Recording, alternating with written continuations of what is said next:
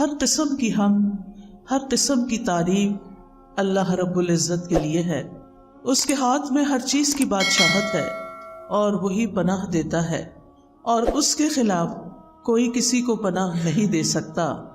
اسی کے لیے ہر قسم کی حمد ہے، تعریف ہے، اور تمام معاملات اسی کی طرف لوٹتے ہیں۔ اللہ سے پناہ کی کوئی جگہ نہیں اور کوئی نجات نہیں مگر اسی کی بارگاہ میں لوٹ جانے میں۔ گناہ سے بچنے کے لیے کوئی طاقت نہیں اور کسی نیکی کو کرنے کی کوئی قوت نہیں مگر اللہ ہی کی توفیق سے۔ اللہ کی توفیق سے ہم آج کے اس پروگرام کا آغاز کرتے ہیں۔ تمام حاضرین کے لیے بھی میں دعا گو ہوں کہ اللہ تعالی ہم سب کا یہاں آنا قبول کرے اور ہم سے اس نیکی کو شرف قبولیت بخشے۔ ہم سب جیسا کہ جانتے ہیں کہ ہمارا خالق اللہ ہے، اللہ ہی نے ہمیں پیدا کیا ہے، اسی کی طرف ہم نے لوٹ کر جانا ہے۔ اللہ سبحانہ و تعالی ہماری پیدائش کے بارے میں فرماتے ہیں وَخُلِقَ الْإِنسَانُ ضَعِيفًا، کہ انسان کمزور پیدا کیا گیا ہے۔ اگرچہ انسان کو باقی ساری مخلوقات پر فضیلت اور شرف حاصل ہے، عزت حاصل ہے۔ وَلَقَدْ كَرَّمْنَا بَنِي آدم، بنو آدم کو اللہ تعالیٰ نے عزت بخشی ہے، لیکن بہرحال وہ اپنی نیچر میں کمزور بھی ہے۔ جب اس کو کوئی تکلیف آتی ہے تو وہ جزا فضا کرتا ہے، جب خوشی ملتی ہے تو بعض اوقات آپے سے باہر ہو جاتا ہے۔ اللہ سبحانہ و تعالیٰ نے انسان کے اندر یہ سب کچھ کیوں رکھا ہے؟ اس لیے کہ اگر اللہ تعالیٰ انسان کو شیر جیسی طاقت دے دیتا اور ہاتھی جیسا جسم دے دیتا اور اسی طرح پرندوں جیسی اڑان بھی دے دیتا تو پھر انسان آپے سے باہر ہو جاتا، اپنے رب کے آگے نہ جھکتا۔ اللہ سبحانہ و تعالیٰ نے انسان کو اپنی عبادت کے لیے پیدا کیا، اپنی اطاعت کے لیے، اپنی پہچان کے لیے۔ وَمَا خَلَقْتُ الْجِنَّ وَالْإِنسَ إِلَّا لِيَعْبُدُونَ، کہ میں نے جن و انس کو اپنی عبادت کے لیے پیدا کیا، اور علماء اس کا معنی یہ بھی کرتے ہیں کہ لِيَعْرِفُونِ، کہ تاکہ یہ مجھے پہچانے۔ باقی تمام کائنات چاہے فرشتے ہوں یا دیگر چیزیں ہوں، وہ اپنے رب کو پہچانتی ہیں، ان کے اندر پروگرامنگ ہی ایسی کی گئی ہے کہ ان کے لیے کچھ مشکل نہیں۔ لیکن انسان کو اللہ نے چونکہ امتحان کے لیے پیدا کیا، اس کی رہنمائی اگرچہ کی، لیکن اس کے ساتھ ساتھ یہ ہے کہ صحیح معنوں میں اللہ کی پہچان اور اس کو پہچان کر، اس کی عظمت کو پہچان کر، اس کی صفات کو پہچان کر اس کے آگے جھک جانا، اپنی خوشی سے، اپنی چاہت سے، اپنی مرضی سے، اپنی چوائس سے، اس میں انسان کی عظمت رکھی گئی۔ یعنی انسان کی عظمت اس میں نہیں کہ وہ خدا بن بیٹھے، انسان کی عظمت اس میں ہے کہ وہ بندہ بن کر جیے۔ انسان اگرچہ عقل رکھتا ہے اور عقل کی طاقت باقی تمام طاقتوں سے بڑی طاقت ہے، لیکن اس کے ساتھ ساتھ انسان جذبات بھی رکھتا ہے۔ انسان کے اندر خوشی کے، غم کے جذبات بھی ہیں۔ انسان کو اللہ سبحانہ وتعالیٰ نے صرف ہڈیوں اور گوشت پوست کا مجموعہ نہیں بنایا، اس کے اندر روح رکھی، اس کا نفس ہے، اس کا دل ہے، اس کے جذبات ہیں، اس کے خیالات ہیں، اس کی پسند و ناپسند ہے، اس کا اختیار ہے۔ بہت سی کوالٹیز کے ساتھ انسان کو پیدا کیا، لیکن اس کے ساتھ ہی اللہ تعالیٰ نے انسان کو اپنا بندہ بننے کے لیے، اپنی عبادت کے لیے مخصوص کیا کہ یہ اپنی خوشی کے ساتھ میری طرف رجوع کرے۔ چونکہ انسان کمزور ہے، لہٰذا وہ ہمیشہ اپنے سے بڑی کسی ہستی کا محتاج بھی ہے، جس کا ذکر اللہ تعالیٰ قرآن مجید کی سورۃ فاطر میں کرتے ہیں۔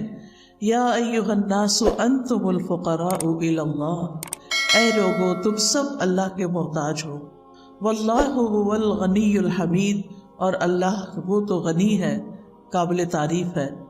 ان یشاء یذھبکم، اگر وہ چاہے تم سب کو لے جائے، ویأتی بخلق جدید، اور نئی مخلوق پیدا کر دے۔ وما ذلک علی اللہ بعزیز، اور یہ چیز اللہ پر کچھ بھی مشکل نہیں ہے۔ لیکن وہ ہماری کمزوریوں، ہماری کوتاہیوں، ہماری غلطیوں، ہمارے گناہوں، ہمارے جرائم، ہماری ہر چیز کے ساتھ ہمیں زندگی کی مہلت دیتا ہے، توبہ کی توفیق دیتا ہے، اپنی طرف آنے کے مواقع فراہم کرتا ہے۔ لہذا ہم سب کی خوش قسمتی، خوشنودی اور ہماری کامیابی اس میں ہے کہ ہم ہر موقع پر اللہ سبحانہ تعالیٰ کی طرف رجوع کرنے والے ہوں، ہم اسی پر بھروسہ کریں، ہم اسی کا سہارا لیں، ہم اسی سے مانگیں، اسی سے پناہ طلب کریں، غم اور دکھ میں اسی سے فریادیں کریں اور اسی سے ہم حفاظت مانگیں، اور وہ یہ سب کچھ کرنے پر قادر ہے۔ اللہ سبحانہ تعالیٰ کو انسان کی کمزوری کا اعتراف بہت پسند ہے۔ جب انسان اللہ سبحانہ تعالیٰ کی بارگاہ میں ہاتھ اٹھاتا ہے، جب اللہ سبحانہ تعالیٰ کی بارگاہ میں سجدے میں سر رکھ دیتا ہے، تو جب انسان کا سر زمین پر ہوتا ہے وہ سب سے زیادہ اللہ کے قرب کا وقت ہوتا ہے، اللہ سبحانہ تعالیٰ کے قریب ہونے کا، اللہ سبحانہ تعالیٰ کے محبوب ہونے کا۔ اور جب انسان ہاتھ اٹھا لیتا ہے تو اللہ سبحانہ تعالیٰ ان کو خالی نہیں لوٹاتا، وہ اس بات سے شرماتا ہے کہ کسی کا ہاتھ اٹھا ہوا خالی لوٹا دوں۔ لہذا انسان کو اپنی تمام ضروریات میں، اپنی تمام مشکلات میں، اپنی تمام حاجات میں، اپنی ہر طرح کی پریشانیوں میں اللہ سبحانہ تعالیٰ کی طرف ہی رجوع کرنا چاہیے، اور اسی کا نام توکل ہے۔ جب انسان اپنی ضروریات میں اللہ کا سہارا لیتا ہے تو اللہ سبحانہ تعالیٰ کا سہارا لینا توکل کہلاتا ہے، اور اسی کی ہم سب کو ضرورت ہے کہ جب ہمیں کچھ مشکل ہو تو ہم کہیں حسبنا اللہ و نعم الوکیل، ہمیں اللہ کافی ہے اور وہی بہترین کارساز ہے، وہی سارے کام بنانے والا ہے۔ اور جتنا جتنا ہمیں اللہ تعالیٰ کی ذات پر زیادہ یقین ہوگا اور جتنا ہم اللہ سبحانہ تعالیٰ کو زیادہ پہچانتے ہوں، اتنا ہی اس کی طرف رجوع بھی زیادہ ہوگا۔ اس کی طاقت میں ہے، اس کے اختیار میں ہے، اس کی قدرت میں ہے کہ وہ ہم سے ہر اس پریشانی، ہر اس خطرے کو دور کر دے جس سے ہم ڈرتے ہیں، اور پھر اسی کے آگے ہاتھ پھیلائیں، اور وہ انسان کے لیے کافی ہے۔ جب ہم کہتے ہیں حسبنا، ہمیں کافی ہے، یعنی اللہ کی مدد کافی ہے، اور اگر اللہ ہمارے ساتھ ہے، اللہ ہماری مدد کرنے والا ہے، تو پھر ہم تنہا نہیں ہیں۔ قرآن مجید میں اللہ تعالیٰ فرماتے ہیں وَلِلَّهِ مُلْكُ السَّمَاوَاتِ وَالْأَرْضِ وَاللَّهُ عَلَىٰ كُلِّ شَيْءٍ قَدِيرٌ، آسمانوں اور زمین کا مالک اللہ ہی ہے اور وہ ہر چیز پر پوری قدرت رکھتا ہے۔ آپ سوچیں کہ زمین کی ہر چیز اس کی ملکیت ہے، اصل میں اس کے کنٹرول میں ہے، ہمیں تو اس نے وقتی طور پر اختیار دے رکھا ہے کہ ہم انہیں اپنی مرضی کے مطابق استعمال کریں، ورنہ اصل کنٹرول تو رب ہی کے ہاتھ میں ہے۔ اور اسی طرح وہ ہر چیز کو نہ صرف یہ کہ زمین کی، آسمان کو بھی اون کرتا ہے، اس کا کنٹرول بھی اللہ تعالیٰ کے ہاتھ میں ہے۔ لہٰذا جب کسی بندے کی اسے ضرورت پوری کرنی ہوتی ہے تو اسے کسی کا مشورہ نہیں چاہیے، کسی کی سفارش نہیں چاہیے۔ وہ سفارش جو بندوں کو اختیار دیا سفارش کرنے کا، انبیاء کو دیا ہے، اپنے اولیاء کو دیا ہے، وہ اس لیے دیا کہ وہ ان کو آنر بخشا ہے، ورنہ وہ تنہا سب کچھ کر سکتا ہے، وہ اکیلے سب کچھ کرنے پر پوری طرح قادر ہے۔ وہ صرف کن کہتا ہے اور بڑے بڑے کام ہو جاتے ہیں۔ تبارک الذی بیدہ الملک وہو علی کل شیء قدیر، بہت برکت والا ہے وہ کہ تمام بادشاہی صرف اور صرف اس کے ہاتھ میں ہے اور وہ ہر چیز پر پوری قدرت رکھتا ہے۔ رب المشرق والمغرب لا الہ الا ہو فاتخذہ وکیلا، وہ مشرق اور مغرب کا رب ہے، اس کے سوا کوئی معبود نہیں، لہٰذا اسی کو اپنا کارساز بنائیے۔ معاملات کی تدبیر کرنے میں بھی وہ یکتا ہے، اسے کسی کے مشورے کی ضرورت نہیں۔ ہر طرح کے خزانوں کا مالک وہ ہے، زمین کے خزانوں کا مالک بھی وہی ہے، آسمان کے خزانوں کا مالک بھی وہی ہے، اور ان خزانوں میں کوئی اس کا شریک بھی نہیں۔ ابو ذر غفاری رضی اللہ عنہ سے روایت ہے کہ نبی صلی اللہ علیہ وسلم اپنے رب تبارک و تعالی سے روایت کرتے ہیں کہ بے شک وہ فرماتا ہے، اے میرے بندو، تم سب گمراہ ہو سوائے اس کے جسے میں ہدایت دوں، پس تم مجھ سے ہدایت مانگو، میں تمہیں ہدایت دوں گا۔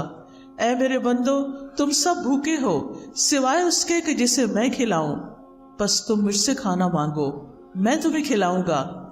اے میرے بندو، تم سب دن رات گناہ کرتے ہو اور میں سارے گناہوں کو بخشتا ہوں، تو تم مجھ سے بخشش مانگو، میں تمہیں بخش دوں گا۔ اے میرے بندو، اگر تمہارے اولین و آخرین اور جن و انس ایک صاف چٹیل میدان میں کھڑے ہو کر مجھ سے مانگنے لگیں اور میں ہر ایک کو جو وہ مجھ سے مانگے عطا کر دوں، تو پھر بھی میرے خزانوں میں کمی نہیں ہوگی مگر جتنی سمندر میں سوئی ڈال کر نکالنے سے کمی آتی ہے۔ یعنی اللہ سبحانہ تعالیٰ کے پاس ایسے خزانے موجود ہیں کہ اگر پوری دنیا کے تمام لوگ ایک میدان میں کھڑے ہو جائیں اور وہ اپنی ساری ضروریات مانگے اور اللہ تعالیٰ سب کو عطا کر دے، تو بھی اس کے خزانے میں اتنی کمی نہیں ہوتی جتنی سمندر میں سوئی ڈال کر باہر نکالنے سے پانی میں کمی ہوتی۔ اللہ سبحانہ تعالیٰ کے پاس اتنا کچھ ہے، اور پھر یہ کہ کنٹرول بھی اسی کا، نگہبانی بھی اسی کی، وہی خیر پہنچانے پہ قادر ہے اور تکلیف پہنچانے پہ بھی قادر ہے۔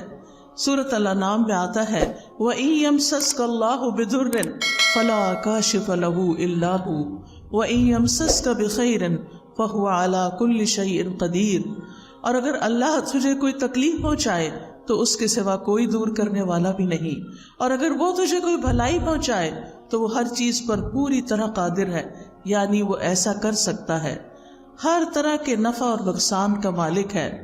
نبی صلی اللہ علیہ وسلم نے فرمایا، جان رکھو اگر ساری امت مل کر بھی تمہیں نفع پہنچانا چاہے تو وہ تمہیں نفع نہیں پہنچا سکتی سوائے اس کے جو اللہ نے تمہارے لیے لکھ دیا، اور اگر ساری دنیا کے لوگ مل کر تمہیں کوئی نقصان دینا چاہیں تمہیں کوئی نقصان نہیں دے سکتا سوائے اس کے جو اللہ نے تمہارے لیے لکھ دیا، جو تمہارے مقدر میں تمہارے امتحان کے لیے، تمہاری آزمائش کے لیے، وہ تو پہنچے گی تکلیف، لیکن ادروائز انسان تمہارے خلاف کتنی بھی سازشیں کرے وہ کامیاب نہیں ہو سکتے سوائے اس کے کہ اللہ کا اذن ہو کہ کسی بندے کو اس نے کیسے آزمانا ہے، کیونکہ کائنات کی ہر چیز پر حکم اسی کا چلتا ہے، تمام معاملات اسی کی طرف لوٹ کر جاتے ہیں۔ کلمہ کن کا صرف وہ اکیلا مالک ہے، اس کی طاقت اور قدرت کے بغیر کچھ بھی ممکن نہیں۔ اسی لیے ہم کہتے ہیں لا حول ولا قوت الا باللہ، نہ کسی دکھ کو، غم کو، پریشانی کو دور کرنے کی طاقت کسی میں ہے، اور نہ ہی کوئی نیکی کرنے کی اور خیر حاصل کرنے کی قوت کسی میں ہے سوائے اس کے کہ جو اللہ کرے، اور اللہ کے سوا کوئی اور کسی چیز کا حقیقی مالک نہیں۔ آج ہمارے پاس جو کچھ ہے، کوئی سونا چاندی ہے، کوئی روپیہ پیسہ ہے، اولاد ہے، گھر ہے، جو بھی چیزیں ضروریات زندگی کی اللہ نے ہمیں دے رکھی ہیں، یہ بس وقتی طور پر ہیں، بس چند دن کے لیے ہیں۔ جو ہی ہماری آنکھ بند ہوگی سب کچھ یہیں چھوڑ کے جانا ہے، اور جب دنیا کا آخری انسان بھی ختم ہو جائے گا تو پھر صرف اللہ ہی کی ذات باقی ہوگی۔ وَلِلَّهِ مِيرَاثُ السَّمَاوَاتِ وَالْأَرْضِ، آسمانوں اور زمین کی ساری میراث، ساری وراثت تو صرف اللہ ہی کی ہے، سب نے چھوڑ کر جانا ہے، ساتھ کسی نے کچھ نہیں لے کے جانا، اصل حقیقی مالک تو وہی ہے، لہٰذا اس کے سوا سارے سہارے کمزور ہیں۔ بعض اوقات ہم انسانوں کو اپنا سہارا سمجھتے ہیں۔ ایک عورت یہ سمجھتی کہ اس کا شوہر اس کے لیے سب کچھ ہے، بڑی ہو جاتی ہے، شوہر چھوڑ کے جاتا ہے تو وہ سمجھتی ہے اولاد ہی سب کچھ ہے، لیکن آپ نے دیکھا ہوگا کہ بعض لوگوں کے ایسے یہ سہارے ہیں ہی نہیں، شادی ہی نہیں ہوئی، یا ہوئی تو شوہر ساتھ چھوڑ کے چلا گیا، یا دنیا میں بھی ہے تو ساتھ چھوڑ کے چلا گیا ہے، بچے ہیں تو وہ اپنی اپنی دنیا میں مشغول ہیں، تو پھر باقی کون ہے ہمارے لیے؟ ہمارا رب ہی تو ہے۔ اور اگر ہمارا اس کے ساتھ تعلق درست ہو جاتا ہے، ہمارے دل میں رب کی محبت ہر چیز سے زیادہ ہو جاتی، تو پھر کبھی ہمیں تنہائی کا احساس بھی نہیں ہوگا۔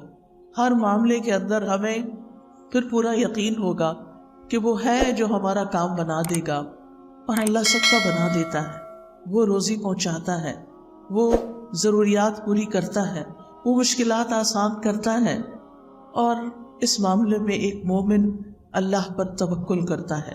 توکل کیا ہوتا ہے؟ کہ اپنی بے بسی کا اظہار کرنا اور اپنے علاوہ کسی اور پر اعتماد کرنا، اور سب سے بڑا اعتماد کے قابل تو صرف ہمارا رب جس نے ہمیں پیدا کیا، وہی جس کی طرف ہمیں واپس جانا ہے۔ یعنی دنیا اور آخرت کے جتنے بھی فائدے ہیں، یا جتنے بھی نقصانات ہیں ان سب کے معاملے میں صرف اور صرف اللہ رب العزت کی ذات پر بھروسہ کرنا، اور یہ ایمان رکھنا کہ اللہ کے سوا کوئی نہیں دے سکتا، نہ کوئی روک سکتا ہے، نہ کوئی نقصان دے سکتا ہے، اور نہ کوئی فائدہ پہنچا سکتا ہے۔ حتیٰ کہ ہمارے ماں باپ بھی، ہمارے بہن بھائی بھی، ہمارے عزیز قریب بھی اسی وقت ہمیں کچھ فائدہ پہنچا سکتے ہیں جب اللہ ان کے دل میں ڈالتا ہے۔ اصل قوت اللہ ہی کی ہوتی۔ آپ نے کبھی تجربہ کیا ہوگا کہ کچھ وقت ایسا ہوتا ہے کہ ہمارے پیارے ہمارے بڑے قریب ہوتے ہیں اور کبھی کبھی وہی نگاہیں پھیر لیتے ہیں۔ رات ہی کوئی خاتون مجھ سے ذکر کر رہی تھی کہ ان کی بیٹی نے 10 سال شادی نہیں کی کہ میں نے کسی خاص اسی بندے سے شادی کرنی ہے جس کو وہ پسند کرتی تھی۔ کہتی 10 سال اس نے سٹینڈ لیا، باپ مانتا ہی نہیں تھا، خاندان مانتا نہیں تھا، لیکن اس لڑکی نے کہا اگر نہیں شادی کریں گے تو شادی نہیں کروں۔ اتنی محبت، دونوں میں ہی بڑی محبت۔ لڑکے نے بھی شادی نہیں کی، اس نے بھی شادی نہیں کی، شادی ہوئی ہے، 8-10 سال بڑے اچھے گزرے ہیں، اور پھر لڑکے کی نگاہیں بدل گئی اور عورتوں میں دلچسپی لینی شروع کر دی، اور لڑکی ہے کہ غم کے مارے اس کا برا حال ہے۔ ہر نعمت اللہ نے اس کو دی، لیکن اس کو دنیا کی کوئی چیز اچھی نہیں لگتی۔ ہوتا یہی ہے جب ہم اللہ سے بڑھ کر کسی کو چاہتے ہیں، جب اللہ سے زیادہ کسی سے محبت ہو جائے، جب اللہ سے زیادہ کسی کو سہارا سمجھنے لگے، تو اللہ سبحانہ وتعالیٰ دنیا میں ہمیں دکھاتا ہے کہ دیکھو یہ کام کے نہیں ہیں۔ اللہ تعالیٰ کو غیرت آتی ہے اس بات پر کہ بندہ اللہ سے بڑھ کر کسی اور سے محبت کرے، لہذا وہ بندہ ہی انسان کو توڑ دیتا ہے، وہ بندہ ہی انسان کو چھوڑ دیتا ہے، اور پھر باقی کون ہوتا ہے؟ صرف اللہ ہی ہوتا ہے۔ لہذا ہم سب کا فائدہ اسی میں ہے، چاہے ساری دنیا ہم سے محبت کرنے والی ہو، لیکن ہم پھر بھی صرف اللہ کی طرف رجوع کرنے والے۔ محبت کرنے والوں سے محبت ضرور کریں، لیکن اللہ سے بڑھ کر نہیں، جس نے ہمیں سب کچھ دیا۔ ہمارا سب کچھ اسی کے لیے ہونا چاہیے جس نے ہمیں یہ سب کچھ عطا کیا ہے۔ ہمارا یہ جسم، ہماری یہ سننے دیکھنے کی قوت، ہماری یہ بولنے کی قوت، ہمارا کھانا پینا، رزق روزی، سب کچھ تو اس کی طرف سے آیا ہے، لہٰذا ہمیں رجوع بھی اسی کی طرف کرنا چاہیے، اپنا سب کچھ اسی کے نام کرنا چاہیے۔ حیاتی کلہ للہ، اپنی ساری زندگی اسی کے لیے وقف کرنی چاہیے، اسی کو راضی کرنے کے لیے، اسی کو خوش کرنے کے لیے۔ لہٰذا یہ یقین رکھنا بے حد ضروری ہے کہ اللہ ہی ہمارے لیے کافی ہے۔ ابن الجوزی توکل کی تعریف کرتے ہوئے کہتے ہیں، توکل یہ ہے کہ انسان اللہ پر بھروسہ کرتے ہوئے اللہ کی اچھی تدبیر کی بنا پر اپنا معاملہ اللہ کے سپرد کر دے۔ یعنی زندگی میں جب بھی کوئی اہم معاملہ پیش آئے، کوئی غم ہو، کوئی دکھ ہو، کوئی پریشانی ہو، کوئی مسئلہ اٹک جائے، تو پھر کیا کرے؟ کوشش ضرور کرے، لیکن بھروسہ صرف اللہ پہ کرے، اور اللہ سبحانہ تعالیٰ سے دعا کرے کہ اللہ تو سب کچھ کر سکتا ہے، تیرے لیے تو کچھ بھی مشکل نہیں۔ ہم انسان ہیں، ہم فقیر ہیں، ہم کمزور ہیں، تو کمزور نہیں، تو رب العرش العظیم ہے، تو عظیم عرش کا رب ہے، تو آسمانوں کا مالک ہے، تو زمین کا مالک ہے، تو چاند ستاروں کا مالک ہے، تو ہر چیز کا مالک ہے۔ تیرے لیے تو یہ کام کچھ بھی نہیں، تیرے لیے تو اس مشکل کو آسان کرنا کچھ بھی نہیں، اس لیے میں تجھی سے فریاد کرتی ہوں، تیری ہی طرف رجوع کرتی ہوں، تیرے ہی آگے جھکتی ہوں اور تجھی سے سوال کرتی ہوں۔ تو مانگنے سے خوش ہوتا ہے، تیرے بندوں سے مانگے تو وہ ناراض ہوتے ہیں۔ جب تجھ سے سوال کرتے ہیں تو پسند کرتا ہے اپنی طرف لوٹ کر آنا، لیکن جب بندوں سے کچھ مانگتے ہیں تو بندے ناراض ہوتے ہیں۔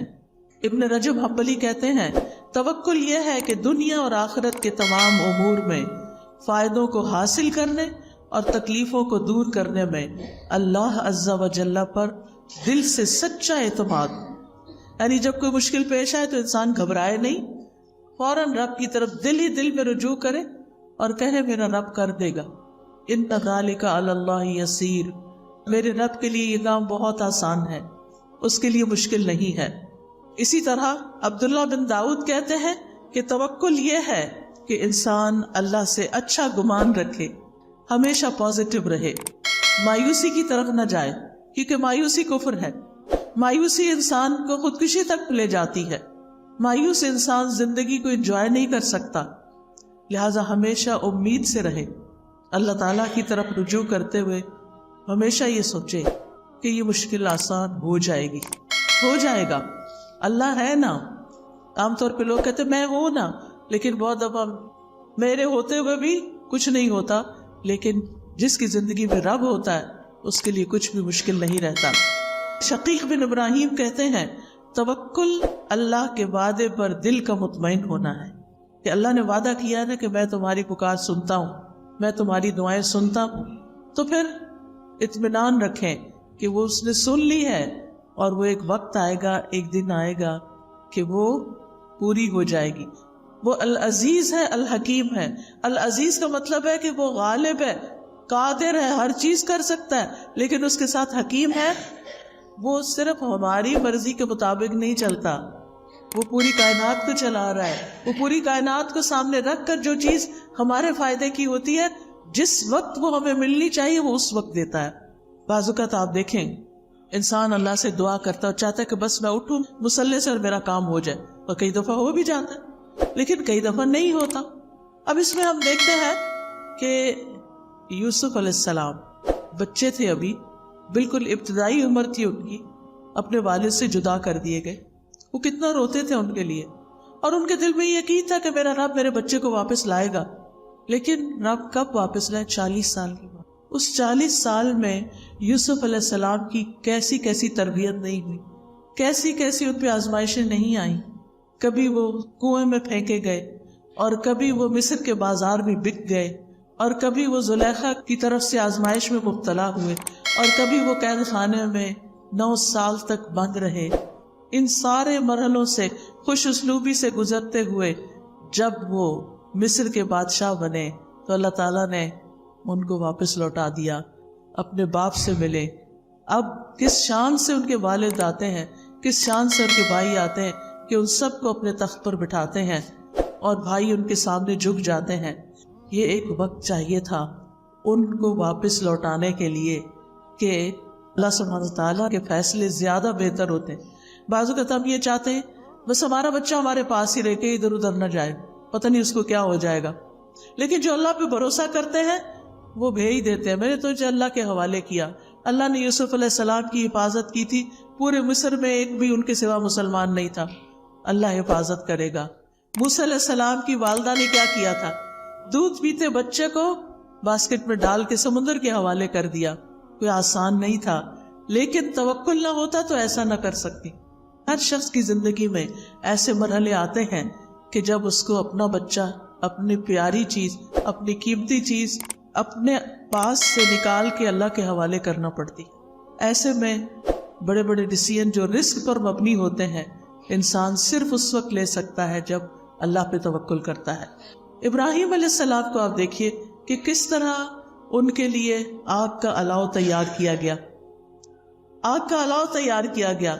جبریل علیہ السلام آتے ہیں کہ میری ہیلپ چاہیے، کہتے ہیں حسبی اللہ و نعم الوکیل، میرے لیے اللہ کافی ہے اور وہ بہترین کارساز ہے۔ اور کس طرح اللہ تعالیٰ نے آگ کو گل و گلزار بنا دیا۔ وَقُلْنَا يَا نَارُ كُونِي بَرْدًا وَسَلَامًا عَلَىٰ إِبْرَاهِيمَ، ہم نے کہا اے آگ ابراہیم کے لیے ٹھنڈی ہو جا اور سلامتی والی ہو جا، اور کس طرح اس آگ میں جا کر بھی وہ صحیح سلامت نکل آئے۔ یہ ان کا اللہ کی ذات پر مکمل بھروسہ تھا۔ انسان کسی ایسی بیماری پہ مبتلا ہو جائے کہ جس سے شفا کی امید نہ ہو، پھر بھی امید نہ چھوڑے، کیونکہ شفا تو اللہ کے ہاتھ میں ہے نا، وہ سب کچھ کر سکتا ہے۔ اور کئی بار ایسے ہوتا ہے کہ کومے میں جانے کے بعد کئی دن تک، مہینوں تک بے ہوش رہنے کے بعد لوگ ہوش میں آتے ہیں اور سال ہر سال پہ جیتے بھی ہیں۔ سبحان اللہ، یہ اللہ کے کام ہے، یہ معجزات اللہ تعالیٰ ہمیں دکھاتا ہے کہ اللہ تعالیٰ کے لیے کچھ بھی مشکل نہیں۔ زکریا علیہ السلام نے کس طرح ساری زندگی امید نہیں چھوڑی اور اللہ تعالیٰ سے مانگتے رہے، اور کس بڑھاپے میں کہ ان کے سارے بال سفید ہو چکے تھے، ان کی بیوی بھی بانجھ تھی، کیسے اللہ نے ان کو یحییٰ علیہ السلام جیسی اولاد عطا کی۔ کیا دکھایا؟ اللہ سب کچھ کر سکتا ہے، اللہ بوڑھی عورت کو بھی اولاد دے سکتا ہے، اللہ تعالیٰ کے لیے کچھ بھی مشکل نہیں، رب کے لیے کچھ بھی مشکل نہیں۔ لہٰذا جب کبھی مشکل میں آئیں، جب کبھی تکلیف ہو تو اللہ کی طرف رجوع کریں۔ اللہ تعالیٰ کی کفایت جو ہے وہ عام بھی ہے اور خاص بھی ہے۔ عام کفایت یہ ہے کہ عام لوگوں کو زندگی کے معاملات میں، دین دنیا کے معاملات میں جو پریشانیاں ہوتی ہیں ان میں اللہ تعالیٰ ان کے لیے کافی ہو جاتا ہے، ان کو فائدہ بھی پہنچاتا ہے اور ان سے نقصان بھی دور کرتا ہے۔ لیکن خاص کفایت ایسی ہے کہ جس میں اللہ تعالیٰ اپنے متقی اور متوکل بندوں کی ایسی کفایت کرتا ہے جس سے اللہ تعالیٰ ان کے مشکل ترین معاملات کو بھی آسان کر دیتا ہے۔ جیسے نبی صلی اللہ علیہ وسلم کے لیے اللہ تعالیٰ نے فرمایا یا ایھا النبی حسبک اللہ ومن اتبعک من المؤمنین، اے نبی آپ کے لیے اور ان مومنوں کے لیے جو آپ کے حکم پہ چلتے ہیں اللہ ہی کافی ہے۔ وہ اس دور کے مومنوں کے لیے بھی ہے، وہ آج کے مومنوں کے لیے بھی ہے، اور یہ خاص کفایت ہے۔ یعنی آپ کو بھی اللہ کافی ہے، اور جو آپ کو فالو کریں، آپ کے پیروکار ہوں، جو اللہ کی عبادت کریں، جتنا جتنا وہ اللہ کے بارے میں اچھا گمان رکھتے ہیں اسی گمان کے مطابق اللہ تعالیٰ ان کی مدد کرتا ہے۔ وہ آتا ہے نا حدیث میں کہ میں بندے کے ساتھ اس کے گمان کے مطابق معاملہ کرتا ہوں۔ تو اگر ہمارا گمان یہ ہو کہ اللہ تعالیٰ سب کچھ کر سکتا ہے، اللہ تعالیٰ کے لیے کچھ بھی مشکل نہیں، اور اس کے ساتھ ساتھ ہم اس سے امید بھی رکھتے ہیں، دعائیں بھی کرتے ہیں، اس کی عبادت بھی کرتے ہیں، اس کے آگے جھکتے بھی ہیں، اس پہ توکل کرتے ہیں، اس سے تقویٰ کرتے ہیں، تو الیس اللہ بکاف عبدہ، کیا اللہ اپنے بندے کے لیے کافی نہیں؟ بالکل کافی ہے، اور وہ سب کچھ کر سکتا ہے۔ تو یاد رکھیے زندگی کے معاملات میں، زندگی کی مشکلات میں اللہ پر بھروسہ رکھنا، اللہ پر توکل کرنا ہم سب پر واجب ہے۔ یہ ایمان کا تقاضا ہے، یہ دل کی عبادت ہے۔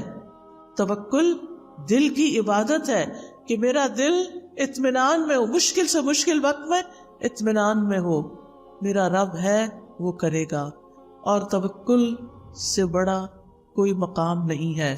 یعنی توکل ایمان کا خلاصہ ہے۔ اللہ تعالیٰ نے نبی صلی اللہ علیہ وسلم کو حکم دیا فَتَوَكَّلْ عَلَى اللَّهِ إِنَّكَ عَلَى الْحَقِّ الْمُبِينِ، آپ اللہ پہ بھروسہ کیجئے، آپ یقیناً واضح حق پر ہیں۔ تو خاص طور پر جب انسان اپنے معاملات میں کھرا ہو، سچا ہو، واضح ہو، اس وقت اس کو ساری دنیا کی مخالفت کا بھی سامنا ہو تو بالکل ریلیکسڈ ہو اور اللہ کو اپنی مدد کے لیے کافی سمجھے کہ میں نے کسی کو دھوکہ نہیں دیا، میں نے کسی کے ساتھ ظلم نہیں کیا، میں نے کسی کا برا نہیں چاہا، اللہ تعالیٰ میرا برا نہیں کرے گا، وہ میرے ساتھ اچھا ہی کرے گا۔ اللہ تعالیٰ کے ساتھ پھر انسان حسن ظن رکھے۔ اللہ تعالیٰ فرماتے ہیں وَتَوَكَّلْ عَلَى الْحَيِّ الَّذِي لَا يَمُوتُ وَسَبِّحْ بِحَمْدِهِ، اور زندہ پر بھروسہ کیجئے جو کبھی نہیں مرے گا، اور اس کی حمد کے ساتھ اس کی تسبیح کیجئے۔ اور پھر وَعَلَى اللَّهِ فَلْيَتَوَكَّلِ الْمُتَوَكِّلُونَ، بھروسہ کرنے والوں کو اللہ ہی پر بھروسہ کرنا چاہیے، کیونکہ وَكَفَى بِرَبِّكَ وَكِيلًا، تیرے رب کا کارساز ہونا بالکل کافی ہے، اور وہ بندے کو ہر وقت میں کافی ہے، دن ہو یا رات ہو، صبح ہو یا شام ہو، اچھے حالات ہو یا تکلیف دہ حالات ہوں، صحت ہو یا بیماری ہو، ہر حال میں وہ کافی ہے۔ وَكَفَى بِرَبِّكَ هَادِيًا وَنَصِيرًا، انسان کو کسی معاملے میں رہنمائی چاہیے۔ بعض ڈیسیژن مشکل ہوتے ہیں، کبھی انسان کسی سے مشورہ کرتا ہے، کسی سے کرتا ہے، کرنے چاہیے مشورے، لیکن اس کے بعد اپنے رب پہ بھروسہ کر کے، توکل کر کے فیصلہ کر لینا چاہیے، کیونکہ اگر توکل کی کمی ہو تو انسان کے اندر کمزوری ہوتی ہے اور وہ زندگی میں آگے نہیں بڑھ سکتا، خود بھی پریشان رہتا ہے اور دوسروں کو بھی پریشان رکھتا ہے۔ اور یاد رکھیے یہ توکل ایمان کی علامت ہے۔ وَعَلَى اللَّهِ فَلْيَتَوَكَّلِ الْمُؤْمِنُونَ، توکل بڑھتا کیسے ہے؟ جب انسان اللہ تعالیٰ کو پکارتا ہے، اس سے دعا کرتا ہے، اس کا ذکر کیا جاتا ہے تو اس ذکر کو توجہ سے سنتا ہے، اس کی یاد پر اس کا دل کانپ اٹھتا ہے، وہ قرآن کی آیات پڑھتا اور سنتا ہے۔ لہٰذا ہر حال میں اللہ سبحانہ وتعالیٰ پر بھروسہ۔ ہم انبیاء کی زندگی کو دیکھتے ہیں، ہود علیہ السلام نے اللہ پر توکل کیا، سورۃ ہود میں آتا ہے انی توکلت علی اللہ ربی و ربکم، میں نے اپنے رب پر بھروسہ کیا جو میرا بھی رب ہے اور تمہارا بھی رب ہے۔ نوح علیہ السلام نے اللہ پر توکل کیا، وہ کہتے ہیں کہ فعلی اللہ توکلت میں نے اللہ پہ بھروسہ کیا ہے، تم جو میری کوئی بات نہیں مانتے اور میری نصیحت کو تم اپنے لیے بڑا بوجھل سمجھتے ہو اور میری مخالفت کرتے ہو، تو میں اس معاملے میں صرف اللہ پہ بھروسہ کر کے اپنا کام جاری رکھے ہوئے ہوں۔ ابراہیم علیہ السلام نے تو آپ نے ابھی سنا کہ کس طرح ان کو آگ میں ڈالا گیا تو اللہ ہی پر بھروسہ کیا۔